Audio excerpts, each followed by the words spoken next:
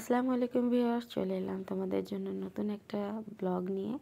আজকে সারাদিনে কি কি কাজ করলাম, টুকিটাকি কি রান্না করলাম, কিভাবে কি গুছিয়ে রাখলাম সেটা নিয়ে আজকের ভিডিও।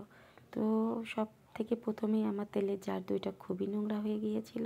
ওই দুইটা একটু গরম পানি করে ক্লিন করে নিলাম, যেহেতু রান্নার পাশেই থাকে একটু তেল চিটা ভাব চলে আসে। তারপরে চিনি টিনি এগুলো গুছিয়ে রাখলাম, চা বানালাম। এই জারগুলো একটু ক্লিন করে নিলাম। তারপর ফ্রিজ থেকে মাছ বের করে নিলাম। আজকে ট্যাংরা মাছ দিয়ে আলু দিয়ে বেগুন দিয়ে চচ্চড়ি করব, আর বেগুন দিয়ে রুই মাছ দিয়ে ঝোল রান্না করব। তারপরে গাছগুলো একটু দেখে পানি দিয়ে আসলাম, আর আস্তে আস্তে করে সবজি কাটা শুরু করলাম।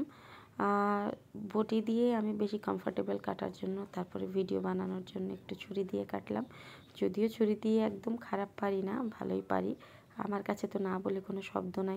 মানুষ চেষ্টা করলে সবই পারে, তো আমিও চেষ্টা করি সব কিছু মোটামুটি করার জন্য। তো সব কিছু রান্নাবান্না গুছিয়ে নিলাম, রান্না করছিলাম আর এদিক ওদিকে ঘর গুছাচ্ছিলাম, ফার্নিচার ক্লিন করছিলাম। এটা আমার অভ্যাস, রান্না মাঝে মাঝে অন্য সব কাজ করা।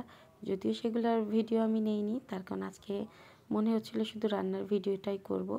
আর তারপরে অনেক করে পেঁয়াজ রসুন কেটে ব্লেন্ড করে রাখলাম। আমি নর্মালি পেঁয়াজ রসুন আদা এগুলো আলাদা আলাদা করে কেটে বক্স ভরে অনেক করে ব্লেন্ড করে রাখি, যেহেতু আমার অন্যান্য আরও আদার্স অনেক কাজে ইনভলভ আমি, এগুলা করতে হয়। বাট আজকে আমি পেঁয়াজ রসুন আর জিরা একসাথে ব্লেন্ড করেছি, এগুলা রেগুলার খাওয়ার জন্য করেছি। আর এগুলা বটিতে করতেই আমি বেশি কমফোর্টেবল, এই জন্য বটিতেই করেছি। আর হ্যাঁ, এটা আমি নিজে হাতেই করছি। যারা কর্মজীবী, বাইরে কাজ করতে হয়, তাদের এটার থেকে আর ভালো কোনো সহজ উপায় নাই। আর তারপরে তেলের জারগুলাতে সরিষার তেল সয়াবিন তেল ভরে ভরে রাখলাম। রাখার পরে ট্যাংরা মাছ দিয়ে চচ্চড়িটা আমি হাতে মাখাতেই বেশি পছন্দ করি। হাতে মাখালে যেন খাবারের স্বাদ দ্বিগুণ বেড়ে যায়।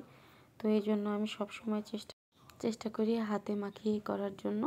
টেস্টটাও কিন্তু অনেক ভালো হয়। তারপরে মাছ ভাজা শুরু করে দিলাম, মাছ ভেজে তরকারি রান্না করার জন্য। এর ফাঁকে যে যখন ঘুম থেকে উঠছে চা রেডি করে দিচ্ছিলাম, আর ফাঁকতলে একটা ছবি তুলে নিলাম, এটা আমি গুড মর্নিং দেওয়ার জন্য। একসাথে অনেক কাজই করি আমি, সবসময় ব্রেনে থাকে পরবর্তী কাজের জন্য রেডি থাকার জন্য। যে জন্য আমার অনেক কাজই সবসময় গোছানো থাকে, বেশি তড়িঘড়ি করতে হয় না। আমি অন্য একটা কাজ করতে গিয়ে আরেকটা কাজ রেডি করে রাখি, তারপরে সব রান্না বান্না হয়ে গেল। এত টেস্ট হয়েছিল খাবার, তো দুপুরে খেয়ে গোসল করে নামাজ পড়ে বেরিয়ে গেছিলাম মার্কেটে। অনেক মজা হয়েছে। তো আজকের ভিডিও কেমন হয়েছে অবশ্যই কমেন্টস করে জানাবে। আল্লাহ হাফেজ।